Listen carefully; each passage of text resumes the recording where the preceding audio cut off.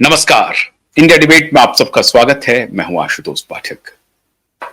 नाम रख लिया आपने रेड चिली, तो मिर्ची तो लगनी ही थी। अब मिर्ची अभी तक वो लगाते आ रहे थे, अब वो मिर्ची खुद को लग गई है। अभी तक उनका काम हो रहा था कि मिर्ची को पकाया, मिर्ची को लाल किया और मिर्ची डाल दिया, लग गई दूसरे को मिर्ची।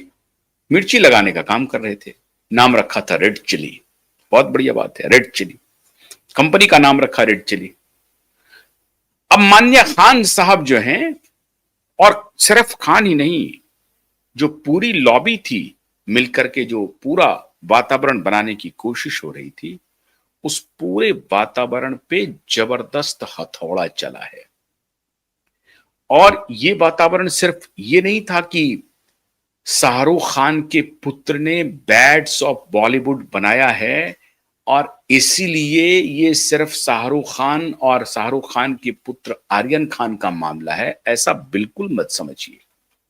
पूरी जो खान लॉबी है, सिर्फ खान लॉबी के जितने शागिर्द हैं, वो सबके ऊपर अभी डंडा चल जाएगा। सिर्फ एक नोटिस से डंडा चल जाने वाला है। कुछ दिन पहले बैड्स ऑफ बॉलीवुड जो रिलीज हुआ नेटफ्लिक्स के ऊपर, तो बड़े मियां भी पहुंचे और छोटे मियां भी पहुंचे, और उनके साथ साथ बड़े जो कब्बाल ग्रुप है, बलैया लेने वाले कब्बाल ग्रुप, वो भी पहुंच गए।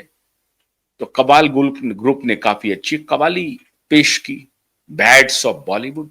उस बैड्स ऑफ बॉलीवुड में वल्गर शब्दों का उच्चारण, ऐसे ऐसी गंदी स्क्रिप्ट है जिसे आप नहीं देख सकते हैं,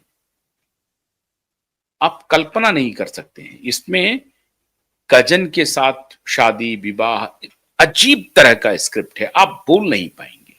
बैड्स ऑफ बॉलीवुड। लेकिन बाप को तो धंधा करना है, बेटा को एक धंधे से निकाल करके लाए हैं तो दूसरे धंधे में बस पहुंचा देना है, सिर्फ धंधा करना है। तो धंधा पहले चल रहा था कुछ और का, पकड़ा गया उसमें, तो उसमें पकड़ा गया तो बदनामी हुई चारों तरफ। तो हुआ कि भाई कि नहीं नहीं, अब बेटा बड़ा लायक हो गया है, उनके लिए कुछ करते हैं। और लायक बेटे ने नालायक का जितना काम हो सकता है वो उसने किया। Bads of Bollywood. क्यों? उनको सिर्फ बेचना है, माल बेचना है। उनको ना अपने कल्चर से मतलब, उनका क्या इंपैक्ट हो रहा है समाज पर, इससे कोई मतलब नहीं है। जितनी भी वल्गैरिटी आप यूज कर सकते हैं, जिसको फेंटेसाइज आप कर सकते हैं, वो सब काम आप करिए। आपको सिर्फ और सिर्फ पैसे से मतलब है, जिसको लोग देखे। यंगस्टर को तबाह करो। पहले बेटा खुद ही परेशान था, खुद ही जाकर के क्रूज पे जाकर के ड्रग्स लेता था, और अब कह रहा है कि नहीं नहीं, वो तो ड्रग्स नहीं लेता था। ड्रग्स नहीं लेने के लिए 30 करोड़ की ये डील कर रहा था, जिनके साथ कहा जा रहा है 50 लाख का उसमें ये पैसा भी भेजता है, और फिर उसको एक्सपोज करता है, और फिर उन्हीं सब कहानी को मिला करके बैड्स ऑफ बॉलीवुड बना देता है। और उसमें नारकोटिक्स डिपार्टमेंट को करप्ट दिखाया जाता है।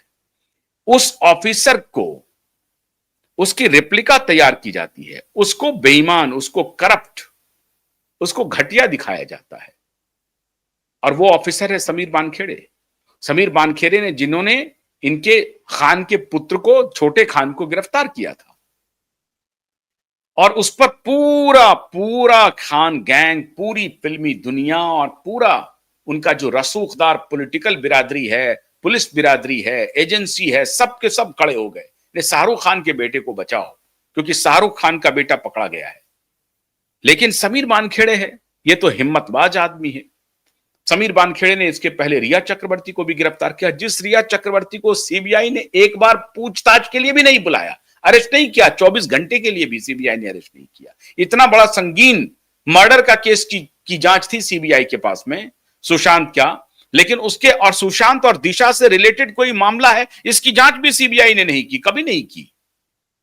और सीबीआई ने रिया को एक बार 24 घंटे के लिए भी कस्टडी में नहीं लिया, लेकिन नारकोटिक्स डिपार्टमेंट ने रिया चक्रवर्ती को लिया।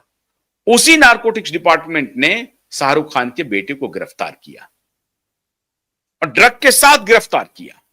लेकिन पूरा हाय तौबा मचा करके, तिकड़म मचा करके, और उसके जो नारकोटिक्स डिपार्टमेंट के जो करप्ट ऑफिसर थे ऊपर वाले, उससे एक ईमानदार ऑफिसर को बदनाम करवाया। वो ईमानदारी से काम कर रहा था, क्रैकडाउन कर रहा था। जितने ड्रग के कार्टेल्स हैं इधर उधर, उस सब पर समीर वानखेड़े एक साथ हमला कर रहा था, एक साथ, और वो किसी से झुकने वाला नहीं था।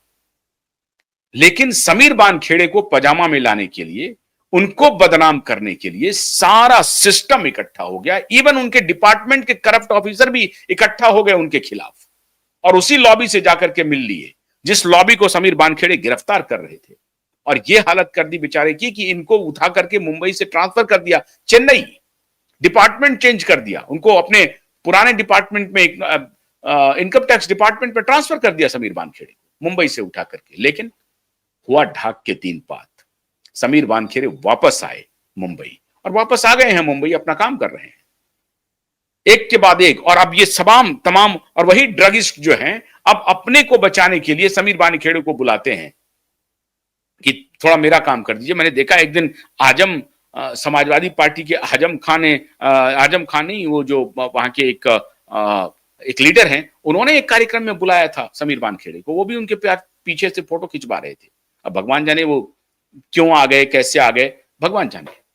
लेकिन समीर वानखेड़े ने अगर शाहरुख के पुत्र को अरेस्ट किया, गिरफ्तार किया, तो किसी बिना पर किया होगा।